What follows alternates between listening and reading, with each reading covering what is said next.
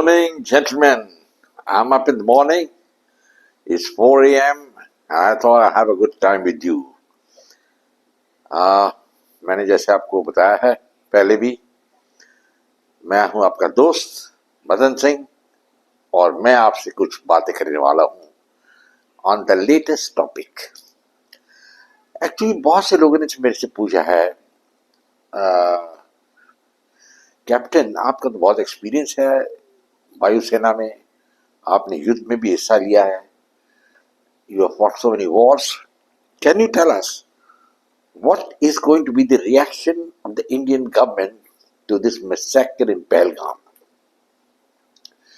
पहली बात तो मैं स्पष्ट करूंगा कि there has to be a reaction to what has happened in Pahalgam.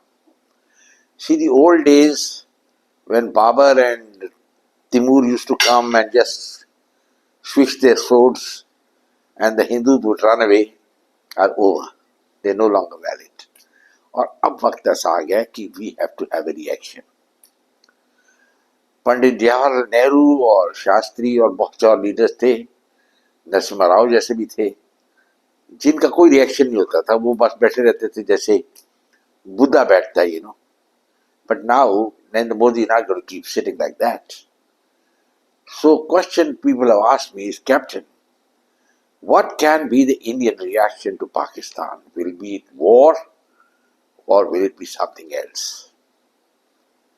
That's a very tricky question because war is not beneficial for India at all, in my view. A quick strike is something that would be greatly benefiting the Indian nation. And war is a battle of attrition because the Pakistanis have built up very strong defenses even to reach Lahore.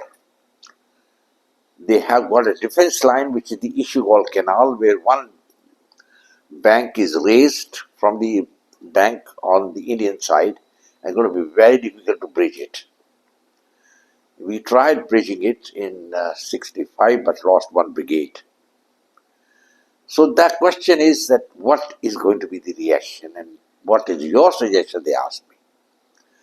This whatever I say is my personal opinion. It's got nothing to do with what the government is going to do. But as a military historian who holds a postgraduate degree from Madras University in Military Science, I have some suggestions. And this is, if these are followed, they would have a meaning. Now, what are the suggestions I've got?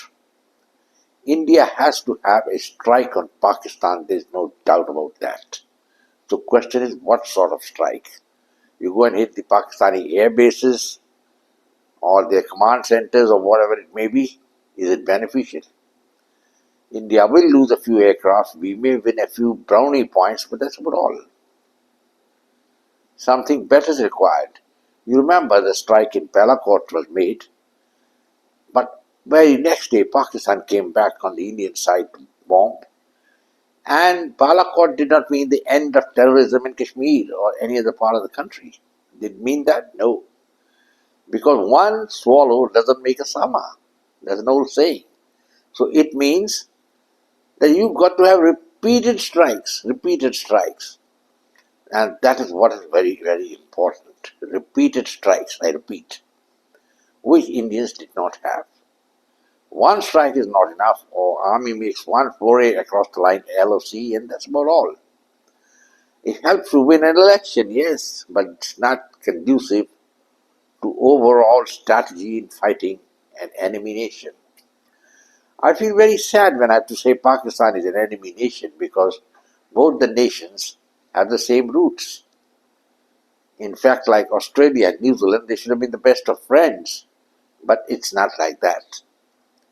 Here, Pakistan is a totally antagonistic state, basically because of the religion which they follow. And more important, the interpretation of that religion by the Pakistan leadership and the clergy.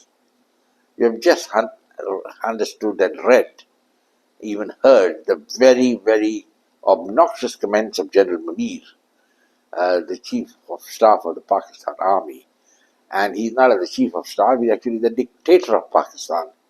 Even Nawaz Sharif does ji huzuri to him, and so does the present Prime Minister Shahbaz Sharif. They didn't do anything. Even Bhutto, Bilawal Bhutto, the grandson of Zulfikar Ali, who can't afford to antagonize the army. He knows his granddaddy was strung up on the first tree available by the Pakistan army, at that time General Ziaul Haq. So you can't antagonize the army in Pakistan. And the question is, we have to hit at the strength of the army. Strength of General Munir. Munir, as I understand, is gone hiding at the moment. And the last time I heard somebody going into hiding was President Nasser, He'd gone into hiding once the Israelis had overrun the Sinai in 1967, and they had crossed the Suez Canal, and the Egyptian Third Army was under threat. It was going to be massacre, and what could poor Gamal Nasser do? He went into hiding because the people would have lynched him. Well, I'm told General Munir is also into hiding.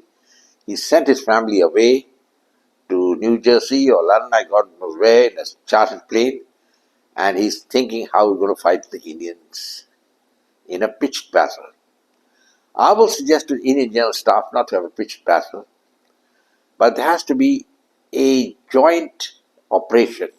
When I use the word joint operation, we need advice from the Israelis in this case and America. I think America at the moment would be on the Indian side. So what is to be done? I would say what's to be done is a strike against the nuclear assets of Pakistan. Not one strike. We have to use our best aircraft, the most lethal weapons, which can be sprayed by Israel and destroy. After all, if you remember, the Israelis destroyed the nuclear reactors of Saddam Hussein, and they're itching to finish the nuclear reactors of Iran. Right or wrong, another point, I'm just giving the military point of view at the moment. Pakistan is talking big on always on the nuclear arsenal they have got. Everybody knows this is called just a bark of a jackal. They can't really use these weapons because if they use them, Pakistan will cease to exist on the world map. That means Pakistan civilization will be finished in a counter-strike from India. At the same time, India must ensure that these nuclear weapons are to be destroyed.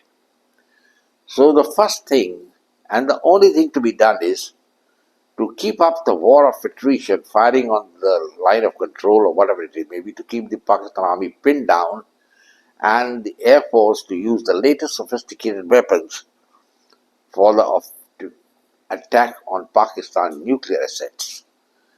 They have the nuclear reactor at Kohat in Balochistan. Their testing site is there. And all these places which we are known to the Indian intelligence, they're not known to me, they're known to the Americans. They know they have the full picture, rather the skeleton of the Pakistan nuclear weaponry. So Israel probably will have the blueprint, and the idea is to hit them 3 to 4 times. And it has to be a surprise move in which the Pakis don't know a damn thing, Let them be complacent. Let them keep thinking that an attack is coming. And Musharraf can keep his tanks and other things ready, not Musharraf, sorry. It is the Pakistan chief, Munir. He can keep his tanks ready, he can keep everything ready, but he's not going to be able to do anything. And what's required is a massive assault on the nuclear assets of Pakistan. And it has to be successful, and it will be if the Israelis are going to be with you. It's about time India realized that the only country in the world which is a friend of India is Israel. That's all. Only one country. Of course, the Russians are always there to help India, but then China is involved. Russia is a great friend of China. That's the big, question mark. Will the Russians come wholeheartedly in support of India? China is backing Pakistan, but at the same time, China knows it's not going to fight a war. They haven't fought once up to 1983, when they got entangled with Vietnam and got a bloody nose, the Chinese army. Probably if they do that to India, they'll get another bloody nose. So they don't want to get involved in this. So what's going to happen is India will have a free field. We should have no fear and go ahead in a brave manner. The idea to destroy the nuclear assets of Pakistan where they are, and maybe within 24 hours it can be done. They have the air defenses, but I think we have the aircraft and the skilled pilots to evade it. Once that is done, Pakistan will definitely try to make an assault on the Indian nuclear assets. No doubt about it. But there's a big but. They may not be that successful because the first strike of the Indians on their nuclear assets and reducing them to near zero is not going to be very conducive to Pakistan mounting an assault against India on the nuclear assets. They could do it, but I think they don't have the wherewithal, the aircraft to do that. And if we can position one odd battery of the S-400, say near the Indian nuclear power station at Trombay, which they like to hit, I don't think any aircraft from the PAF will even reach that place. It will be shot down before that. So, gentlemen, this is just food for thought, and I hope the General Staff is planning on it instead of just thinking of the good cooperation territory in Pakistan here and there, It's got no relevance. Or maybe even a surgical strike or something. It's not going to have the same effect as finishing the nuclear assets of Pakistan. And it's very important because Pakistan is a renegade state. And at any time, these nuclear warheads or whatever maybe can fall in the hands of jihadis. And it would be not only a danger to Pakistan itself because they could blow up Pakistan, tuck, but they can attack any country in the world from America to anybody else, Because Pakistan has been recognized the world over as a terrorist state. So, gentlemen, I think I will close now. I hope you like this channel. Please share it with your friends and come back for more.